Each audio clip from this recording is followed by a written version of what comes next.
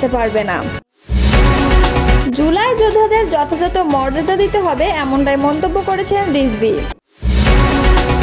ইরানে সেনা কমান্ডার, পরমাণু বিজ্ঞানী সহ 60 জনের রাষ্ট্রীয় জানাজা অনুষ্ঠিত। ইস্পাহানের ভূগর্ভেই ইরানের পারমাণবিক শক্তি। এতক্ষণ শুনছিলেন সংবাদ শিরোনাম, এবারে বিস্তারিত।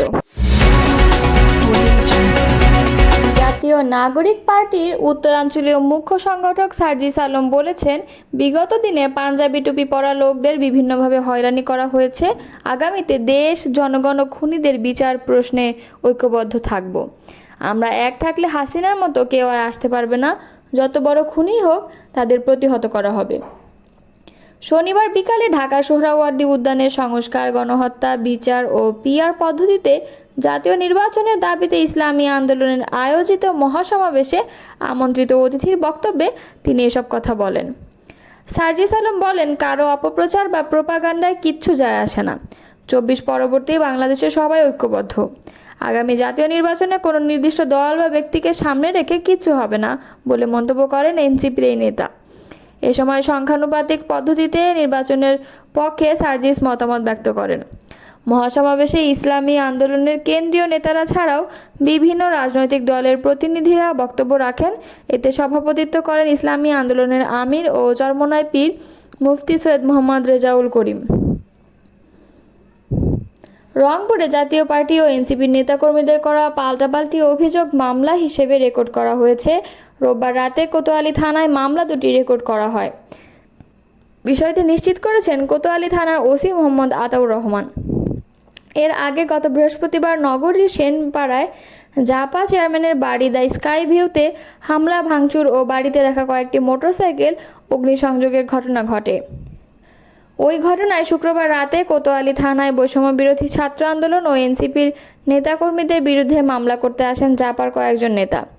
মামলার বাদী হন জাতীয় ছাত্র সমাজের কেন্দ্রীয় সদস্য সচিব আরিফ আলী, কিন্তু সেদিন মামলা রেকর্ড না করে অভিযোগ হিসেবে নেয় থানা পুলিশ।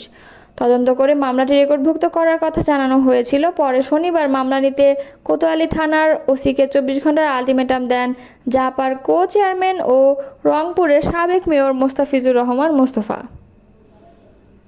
জুলাই আগস্ট গণ অভ্যুত্থানের শহীদ ও যোদ্ধাদের যথাযথ মর্যাদা দেওয়ার আহ্বান জানিয়েছেন বিএনপির সিনিয়র যুগ্ম মহাসচিব রুহুল কবির রিজভী।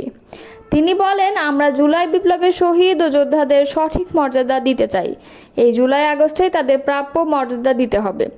শনিবার দুপুরে রাজধানীর শেরেবাংলা নগরের বাংলাদেশ চীন মৈত্রী সম্মেলন কেন্দ্রে বিএনপির ঘোষিত মাসব্যাপী কর্মসূচির অংশ হিসেবে গণ অভ্যুত্থান 2024 জাতীয় ঐক্য ও গণতান্ত্রিক অভিযাত্রা শীর্ষক আলোচনা সভার ভেন্যু পরিদর্শন শেষে এসব কথা বলেন তিনি। জুলাই আগস্ট গণ অভ্যুত্থান শোক ও বিজয়ের বর্ষপূর্তি পালন উপলক্ষে 1 জুলাই সব রাজনৈতিক দলের অংশগ্রহণে সভা অনুষ্ঠিত হবে। অনুষ্ঠানে লন্ডন থেকে ভার্চুয়ালি যুক্ত হবেন বিএনপির ভারপ্রাপ্ত চেয়ারম্যান তারেক রহমান। অনুষ্ঠানে শহীদ পরিবারের সদস্যদের সম্মান জানানো হবে। রুহুল কবির রিজভী বলেন, আমরা 1 জুলাইকে কেন্দ্র করে 36 দিন ব্যাপী কর্মসূচি ঘোষণা করেছি। আমরা যথাযথভাবে কর্মসূচি পালন করতে চাই। যাদের সন্তানেরা গণতন্ত্র ফেরানোর জন্য দুনিয়া থেকে চলে গেছেন, তাদেরকে বিশেষ সম্মান জানাতে হবে। সেই প্রত্যয় নিয়ে আমাদের দলের ভারপ্রাপ্ত চেয়ারম্যান তারেক রহমান জুলাই আন্দোলনে সারা দেশের মানুষকে উদ্বুদ্ধ করেছিলেন। রিজভী বলেন, আমি জুলাই আগস্ট গণ অভ্যুত্থান দিবস পালনের লক্ষ্যে প্রথম কর্মসূচি পালনের জন্য ভেন্যু পরিদর্শন করেছি, যাতে অনুষ্ঠান ভাবগাম্ভীর্য সহকারে পালন করতে পারি। অতিথিরা ও শহীদ পরিবারের সদস্যরা যাতে সুন্দরভাবে বসতে পারেন, অনুষ্ঠান যাতে সার্থক হয়। জাতির অনেক অর্জনের মধ্যে জুলাই বিপ্লব একটি অর্জন উল্লেখ করে রিজভী বলেন, আমরা প্রথম বর্ষপূর্তি পালন করতে যাচ্ছি। আমরা এমন একটি ভবিষ্যৎ বাংলাদেশ গড়ার স্বপ্ন দেখি, যে স্বপ্ন সাধারণ মানুষ দেখে। সবাই নিরাপদ জীবন প্রত্যাশা করি। তিনি বলেন, আমাদের অর্থনৈতিক ও সামাজিক সংকট রয়েছে, মব কালচার আছে, এসব থেকে মুক্ত হতে হবে। গণতন্ত্র নিশ্চিত করতে হবে। গত বছরেও আমাদের প্রবৃদ্ধি ছিল 4.2, এবার সেটি হয়েছে 3.9। আমরা সরকারকে সেটি দেখার জন্য বলবো। আমরা তো সমালোচনা করবই, অবশ্যই যৌক্তিক সময়ের মধ্যে নির্বাচন দিতে হবে। প্রত্যাশা করি নির্বাচন কমিশন দ্রুত একটি নির্বাচনের তারিখ ঘোষণা করবে। বিএনপি যুগ্ম মহাসচিব শহীদউদ্দিন চৌধুরী অ্যানি বলেন, জুলাই বিপ্লবকে স্মরণীয় করে রাখতে মাসব্যাপী কর্মসূচি ঘোষণা করেছি। আমাদের দাবি ও প্রত্যাশা খুব শিগগিরই শেখ হাসিনার বিচার কাজ দৃশ্যমান হবে। জনগণের ভোটে সরকার নির্বাচিত হবে বলে উল্লেখ করে অ্যানি বলেন, আমরা বিশ্বাস করি এই নির্বাচনে জনগণের দল হিসেবে বাংলাদেশ জাতীয়তাবাদী দল জয়লাভ করবে এবং জনগণের সরকারের প্রতিনিধিত্ব করবে। তিনি বলেন, আমরা শহীদ ও আহত পরিবারের পাশে দাঁড়ানোর সর্বাত্মক চেষ্টা করছি এবং আমরা মনে করি একটি কমিশন বা সংস্থার মাধ্যমে শহীদ পরিবারের পাশে আমরা দাঁড়াবো। আমাদের এই ধরনের কাজ অব্যাহত থাকবে। দখলদার ইসরায়েলের হামলায় নিহত সেনা কমান্ডার ও পরমাণু বিজ্ঞানী সহ 60 জনের রাষ্ট্রীয় জানাজার আয়োজন করেছে ইরান। শনিবার রাজধানী তেহরানের ইঙ্গেলাব স্কয়ারে তাদের জানাজার আয়োজন করা হয়।